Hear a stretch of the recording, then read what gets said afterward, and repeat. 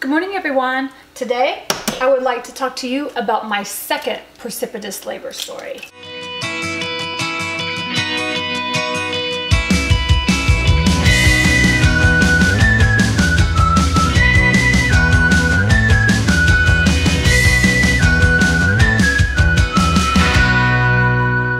Now, as I talked to you guys on the last video, precipitous labor is a birth from beginning to end that lasts 3 hours or less. I told you my story about having Boston in just under 3 hours. Now is my story about Beckham. I found out from the nurse that what I had with Boston was precipitous labor, and she told me to be careful because my labor with Beckham might be just as fast, if not faster. I was on guard. I knew the signs to look for and when my labor started. I'd actually started going into labor about a week before he was born. I was timing contractions about every 5 minutes, and I knew it was time to go. So I get to the hospital and all my contractions stop. I am frustrated.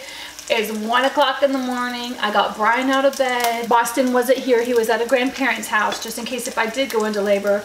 But all the labor stopped, and I'm like, this is so weird because I was told to go to the hospital as soon as I started having contractions.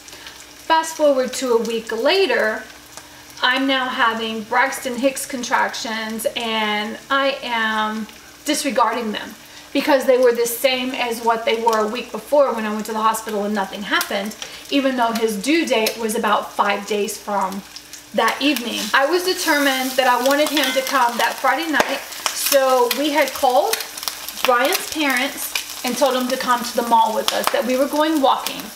We had ordered food from Cheesecake Factory. I had gotten the eggplant parmesan because my OB had told me that eggplant apparently helps you to go into labor. I had ordered that meal, and we had gone up to the main cafeteria place. We didn't eat in the restaurant. We just wanted to eat real quick and go walking to have this baby.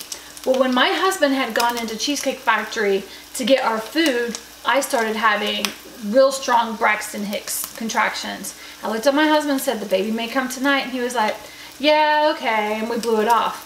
Well, I'm upstairs in the mall eating my food, and I'm timing my contractions. And they're 4 minutes, 2 minutes, 5 minutes, 2 minutes, 2 minutes, 2 minutes.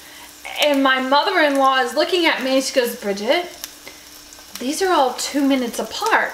She said, don't you think it's time to go? I said, no. I said, I did this last week. I said, these are a little bit closer together. I said, I cannot go to the hospital again on a false labor. I said, I need to know that these contractions are real because they weren't painful. My stomach was tightening up, but I wasn't like, oh, I'm having a contraction. And so I didn't think I was in labor yet. And then about 5 minutes later, I got the, oh, this is really happening. Contraction. And so I looked at my husband immediately. I was like, let's go. So he thinks that we still have time. Didn't learn our lesson from the first time.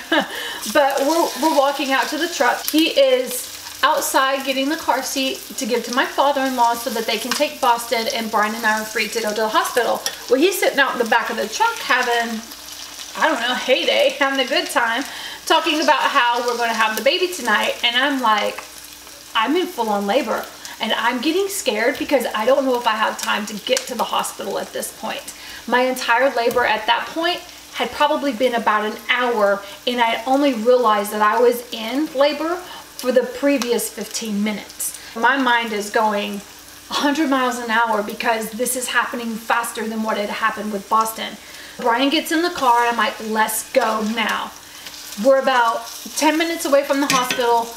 Brian is flying down the interstate, and I look at him at one point. I said, is there any way you can go faster? He's like, no, sweetie, there is not. And I looked at the speedometer. He's going 80 miles an hour and a 55 around a curve on the interstate approaching downtown. I'm like, there's really no way. And I'm scared because I'm thinking in the next 5 minutes this baby's coming out. Luckily, that didn't happen. We get to the hospital, and luckily this time our pre-check-in had worked. They had all our information. They immediately took us to the back, and as they're wheeling me to the back, I know from previous that there is no time for anesthesia. I am going to have this baby naturally again. Every person I pass down the hallway that is staff member, I say, get the laughing gas.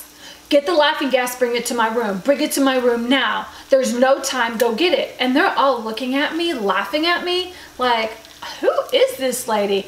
I'm like, seriously, go get the laughing gas. We get in the room and the doctor checks me, and she's like, okay, let's go ahead and call her OB. She's gonna have this baby. And I said, there's no time. And she said, what? I said, there's no time for the OB to get here. You don't understand, this baby's coming now. Go get me the laughing gas. Well, they get the laughing gas in, they call the OB, and within maybe a couple of minutes after laughing gas arrived, I didn't even get a chance to use it, I deliver my son. And I'm sitting here and I'm looking at my husband. We were in the back maybe a total of 10 minutes. This time my labor was just under 2 hours. With Boston, it was right at 3 hours, just under 3 hours, lacking about 15 minutes. I think it would have been 3 hours. This one was just under 2 hours. And the OB looked at us and said, if you guys have another one, you need to plan on a home birth. And I just kind of laughed it off. She's like, no, seriously, you guys might just need to call a doula to come to your house. I don't know if you guys are gonna have time. The second time around was much easier than the first time because I had experienced birth before. So everything wasn't as scary to me. I knew what my body was doing when things were happening. If you find yourself in that situation, I just want you to know that you can do it. Your birth plan, again, is out the window, but your body was created for it, and you have this supernatural energy inside of you to get through the pain. And I don't remember a whole lot of the pain with either of my births. I do remember saying things about having pain, but it's gone in a flash. We don't know what we're gonna do if and when the time for a third baby comes, but we do know that we are going to have a home-based plan in case if I do have birth at home alone. The fire department is less than a mile away, so I'm in comfort with that. I hope you guys have a good day. Sorry, this was a little bit more of a natural conversation, probably more for the women than the men, but again, it was a story that I felt like needed to be said. So until next time, have a good day. Bye.